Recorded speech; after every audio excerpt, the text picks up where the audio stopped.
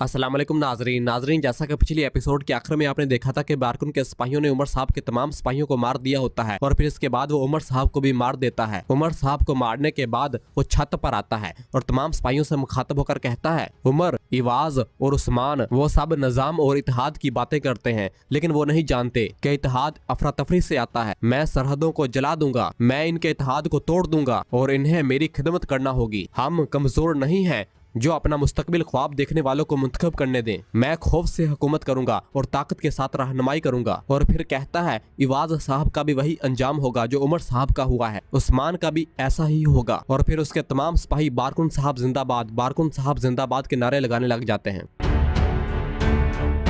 और फिर दूसरी जानब गिहातों के सदर दफ्तर पर उस्मान साहब के सिपाही सल्जूकी लिबास पहने अंदर दाखिल हो रहे होते हैं तो एक मंगोल सिपाही उन्हें देकर कहता है, तुम यहाँ क्या कर रहे हो? गेंचे साहब कहते, हम इस जगह को जला देंगे, और उस पर हमलावर होकर उसे जहन्नम वासिल कर देता है। और फिर तमाम सिपाही बारूद से भरी हुई कुज्जियां मुख्तलिफ जगह पर रख देते हैं और इधर उस्मान साहब को गिहातों के सामने पेश किया होता है। गिहातों उस्मान से कह रहा होता है, मैंने तुम्हें अपने सामने घुटने टेकने पर मजबूर कर दिया, तुम सबसे ज्यादा तकलीफदाह मौत मरोगे उस्मान। जिस पर उस्मान कहता है, आखिरकार तुम्हें अब्दी अजाब का सामना करना पड़ेगा आखिरत में गिहातो। इस पर गिहातो कहता, मैं तुम्हारी जिल्द उतार दूंगा और तुम्हारे जिस्म का एक एक टुकड़ा तमाम बागी सरदारों को भेजूंगा, उनके लिए एक सबक होगा और वो मेरी बात मानेंगे। लेकिन काई, गुंदुज की गद्दारी, तुम्हारी बेइज्जती, मैं काई को फनाह कर दूंगा, मैं तुम्हारी नस्ल को मिटा दूंगा उस्मान। इस पर उस्मान कहता है, गुंदुज साहब ने इस जहर को खुद से निकाल दिया है, इसे ले आओ, यहाँ तक कि जब हम जिंदा नहीं होंगे कोई तो यकीनन इस्लाम का झंडा उठाएगा। तुम इस वजीर के साथ खेली गई चाल का हिसाब दिए बगैर नहीं मरोगे, मैं तुम्हें अपने हाथों से मार डालूंगा। यह सुनकर गिहातो कहता है, तुम तुर्क जिद करते हो, इस तरह बातें करते रहो जब तक कि मैं तुम्हें जिंदा रखता हूँ। तुम और जो भी तुम्हारे बाद इस्लाम का झंडा उठाएगा मेरे हाथों इसी तरह मारा जाएगा। और फिर अपना खंजर निकालता है और कहता है, मैं तुम्हारा चेहरा काट दूंगा उस्मान। उस्मान कहता है, हम हजरत बिलाल हबशी रजी अल्लाह ताला अन्हो की तरह सिर्फ अल्लाह की अतात करेंगे, चाहे तुम्हारा जुल्म बहुत ज्यादा हो जाए, ये हमें रोकने के लिए कभी काफी नहीं होगा। और एकदम नारा लगाते हैं, अल्लाह हमेशा रहने वाला है, और अपने हाथ की रस्सियों को खोलते हैं और गिहातों का खंजर पकड़कर मंगीलिया को घोंप देते हैं और फिर उसी का खंजर उसके गर्दन पर रख देते हैं। और उस्मान के सिपाही मंगीलिया को काबू में कर लेते हैं कि इसी दौरान हर तरफ से बारूदी धमाके फटते हैं, जिसकी वजह से तमाम मंगोल सिपाही जहन्नम वासिल हो जाते हैं। और उस्मान ने गिहातों को पकड़ लिया होता है और कहता है, अब तुम मेरे पास हो गिहातो, मैं तुम्हें और वजीर आलम शाह को पिंजरे में डाल दूंगा। गिहातो कहता है, अगर तुम मुझे मारोगे तो अरगुन खान यहाँ आएगा, फिर यहाँ एक भी तुर्क या मुसलमान जिंदा नहीं होगा। उस्मान कहता है, ना सिर्फ अरगुन, हत्ता के कोबलाए खान भी हम्बलक से यहाँ आ जाए, फिर भी तुम्हें मेरे हाथों से कोई नहीं बचा सकता। और फिर उस्मान सब अपने सिपाहियों से कहता है, सिपाहियों, तमाम लाशों को दफना दो और जख्मियों को पकड़ लो, आपस में घोड़े और हथियार बांट लो। और गिहातो और मंगीलिया को पकड़ कर ले जाते हैं।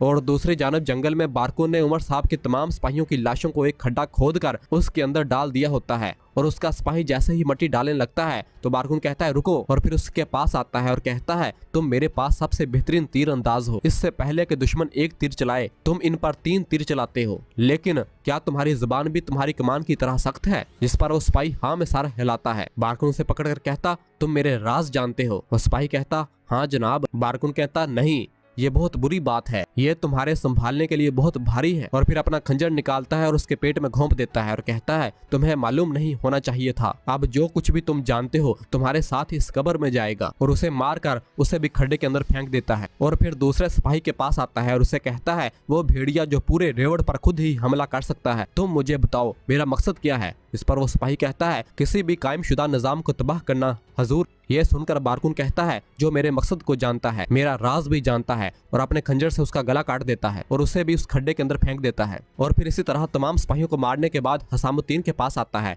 और उसे कहता है, इन लोगों के पास एक हुनर था, लेकिन तुम्हारे पास क्या है जिस चीज पर तुम फख्र करते हो? जिस पर हसामुद्दीन कहता है, मेरी वफादारी के साथ, मैं अपनी वफादारी पर फख्र करता हूँ हजूर। बारकुन पूछता, और ये लोग क्यों मरे? हसामुद्दीन कहता है, आपने इन्हें यह समझने के लिए मारा कि मैं आपके लिए एक वफादार आदमी के तौर पर कितनी अहमियत रखता हूँ। बारकुन कहता है, वो जंगजू जो बरसों से मेरे शाना बशाना लड़े, शायद वो मुझे कभी बेचने वाले नहीं थे, लेकिन मैंने इनको तुम्हारे लिए मार डाला। हो सकता है कि तुम वफादार हो, मत भूलना कि क्या होगा जब तुम इसके बरक्स करोगे।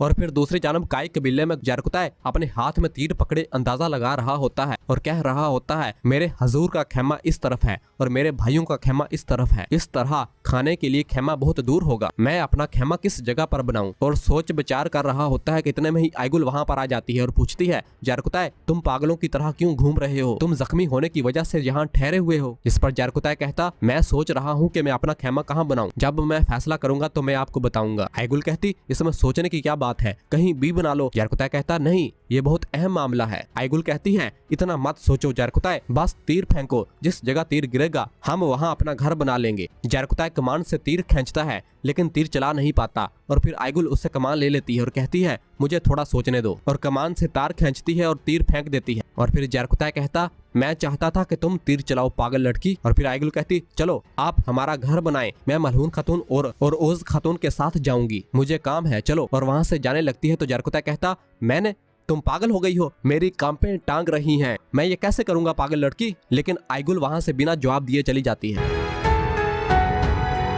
और फिर कबीले के दाखिली रास्ते पर ड्रम बजने की आवाज आती है तो उस्मान साहब और बाकी तमाम सिपाही गिहातो और आलम शाह को बंदी बनाकर कबीले लेकर आ रहे होते हैं और उनके हाथों को लकड़ी के साथ बांधा हुआ होता है और उन्हें पैदल चलाकर कबीले ला रहे होते हैं। और जैसे ही कबीले के लोग आलम शाह और गिहातों को देखते हैं तो उन्हें निहायत गुस्सा आता है और वो उनकी जानब भागते हैं और अपने हाथ में पत्थर लिए उनके ऊपर फेंकते हैं। कबीले के सिपाही उनको रोकते हैं। आलम शाह और गिहातों के गले में रस्सी डाली हुई होती है और उन्हें कुत्तों की तरह घसीटते हुए कबीले लाया जा रहा होता है। कबीले के लोग मुसलसल उन पर हमलावर होने की कोशिश कर रहे होते हैं। और फिर एक खातून कहती है उस्मान साहब अल्लाह आपको हमारी क़यादत से कभी महरूम न करे, इसके जंगजुओं ने मेरे शौहर को शहीद किया है, अल्लाह आपका भला करे क्योंकि आप इसे इसी तरह यहाँ लाए हैं। उस्मान साहब कहते हैं हक के रास्ते पर चलने वालों का फर्ज है ये, लंबी जिंदगी जियो। और फिर सिपाही आलम शाह और गिहातों को सरदारी खेमे की जानब लेकर जाते हैं और सरदारी खेमे के बाहर गुंदुज और बाकी तमाम खवातीन खड़े देख रहे होते हैं और तमाम खवातीन बहुत खुश होती हैं और कबीले के लोग उस्मान साहब जिंदाबाद, उस्मान साहब जिंदाबाद के नारे लगा रहे होते हैं। और गिहातों और आलम शाह को सरदारी खेमे के सामने घुटनों के बल लाकर बिठा दिया होता है और फिर उस्मान साहब अपने घोड़े को उछालते हैं और फिर अपने घोड़े से नीचे उतरते हैं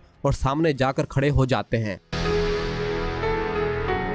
और फिर सिपाही आलम शाह और गिहातों के हाथ की रस्सियों को खोल देते हैं और गिहातों और आलम शाह जमीन पर बेयारो मददगार पड़े होते हैं। और फिर उस्मान साहब तमाम लोगों से मुखातब होकर कहते हैं ए लोगो, हमने जो वादा किया था इसे निभाया अल्हम्दुलिल्लाह। ये दो बादजात जो तुर्कों के लिए मुसीबत बने हुए थे अब आपके सामने है, इनमें से एक बाहर का आदमी है और दूसरा हम में से ही एक है, वो अब मेरी इंसाफ की तलवार के नीचे है। और फिर उस्मान साहब कहते हैं गिहातों और आलम शाह को मेरे खेमे में लाओ, इससे पहले कि वो अपनी आखिरी सांसें लें, मेरे पास इन्हें बताने के लिए कुछ है। और फिर सिपाही आलम शाह और गिहातों को पकड़कर सरदारी खेमे के अंदर ले जाते हैं। और फिर उस्मान कहता है फिक्र न करें, ये इतनी जल्दी नहीं मरेंगे, लेकिन हमारे पास तलाश करने के लिए कुछ है। वजीर आलम शाह किसी और के साथ काम कर रहा था, हमें पहले इसका पता लगाना होगा, फिर मैं इन दोनों का सार काट दूंगा। जब गिहातों मर जाएगा तुर्कमान कबाइल यहाँ सैलाब की तरह आएंगे और वो रियासत जो हमें पूरी दुनिया पर हुकूमत करने के लिए मिलेगी, इसी कबीले से इसका आगाज होगा। ये सुनकर तमाम लोग उस्मान साहब जिंदाबाद, उस्मान साहब जिंदाबाद के नारे लगाते हैं और फिर उस्मान साहब सरदारी खेमे के अंदर रवाना हो जाते हैं। और अलाजा भागती हुई सैलजन के पास आती है और कहती है सैलजन माँ जल्दी आओ, उरहान को तेज बुखार हुआ है। सैलजन कहती ये तुम क्या कह रही हो। और फिर बाला से कहती है बाला अलाउद्दीन के साथ रहो। और फिर सैलजन, आयशा और अलाजा उरहान की जानब रवाना होते हैं। और फिर दूसरी जानब सुल्तान मसूद अपने तमाम सिपाहियों का लश्कर लिए काई कबीले की जानब आ रहे होते हैं और वो गाड़ी के अंदर बैठे हुए होते हैं और निहायत गुस्से में होते हैं और कहते हैं एक सरहदी सरदार अपना फर्ज अदा करता है, इसका फर्ज है अपनी जमीनों की हिफाजत करना, जब इसे मौका मिलता है तो वो दुश्मन के खिलाफ लड़ता है, ये अपने सुल्तान से गद्दारी नहीं करता। तुमने बहुत बड़ी गद्दारी की है उस्मान, मरना ही तुम्हारी नजात है। अब तुम्हें सल्जूक की सरजमीन में रहने की जगह नहीं मिलेगी, तुम्हें घसीटा जाएगा घोड़ों के नीचे, लेकिन तुम पहले नहीं मरोगे। पूरा बागी कबीला तुम्हारी तकलीफ देखेगा और सबक सीखेगा। क्या वो शख्स जो कभी गद्दार नहीं था कभी शहनशाह के साथ काम करेगा? मैं आ रहा हूँ उस्मान, मैं आ रहा हूँ, मैं तुम्हें तुम्हारी बगावत का बदला चुकाने आया हूँ। और इधर मलहून खातून के खेमे में उरहान बुखार की वजह से रो रहा होता है और मलहून उसे चुप करवाने की कोशिश कर रही होती है कि इसी दौरान सैलजन खातून खेमे के अंदर दाखिल होती है। मलहून कहती है अम्मा मेरा बेटा बुखार से जल रहा है, मैं इसका बुखार नहीं उतार सकती। और फिर सैलजान उरहान को उठा लेती है और कहती है ठीक है मेरे प्यारे, कोई बात नहीं। और फिर अलाजा से कहती है अलाजा मेरे लिए सिरके के साथ पानी लाओ। और अलाजा वहाँ से रवाना हो जाती है और उरहान मुसलसल रो रहा होता है। और मलहून कहती है मेरे प्यारे बेटे, अल्लाह तुम्हारी हिफाजत फरमाए। और फिर अलाजा सिरके का पानी लेकर आती है। मलहून सैलजान से पूछती माँ क्या इसका बुखार उतर जाएगा? सैलजान कहती ये बच्चा है, इसे बुखार होना मामूल की बात है, परेशान मत हो।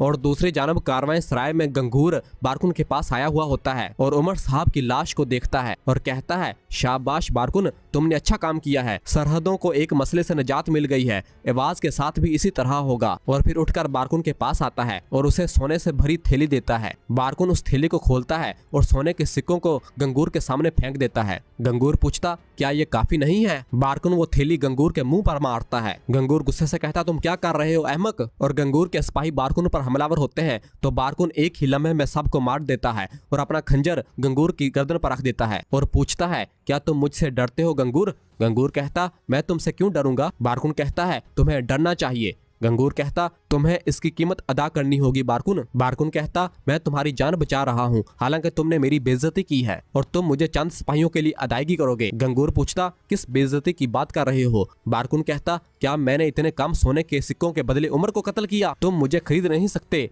तुम मुझे काबू नहीं कर सकते। और फिर उसकी गर्दन से खंजर को हटा देता है और कहता है वजीर आलम शाह और अपने भाई को मेरा सलाम भेजना, मैं जल्द से जल्द इनसे मुलाकात करूंगा और जो कुछ हुआ ये हमारे दरमियान रहेगा गंगूर।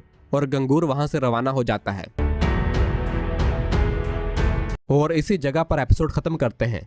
लेकिन ये क्या 91% वो लोग हैं जो मेरी वीडियो तो देखते हैं लेकिन चैनल सब्सक्राइब नहीं किया हुआ, और सिर्फ 9% ही लोग ऐसे हैं जिन्होंने मेरे चैनल को सब्सक्राइब किया हुआ है। यार ऐसे तो मत करो, आपका भाई आपके लिए इतनी मेहनत करता है तो आपका भी हक बनता है कि कम से कम चैनल को सब्सक्राइब कर दें। तो जल्दी करें और लाल बटन को दबा दें और इस घंटी वाले निशान को भी ऑन कर लें ताकि जैसे ही नई एपिसोड अपलोड हो आपको बर वक्त नोटिफिकेशन मिल सके। मिलते हैं बहुत जल्द अगली एपिसोड के साथ। दुआओं में याद रखिएगा। अल्लाह हाफिज।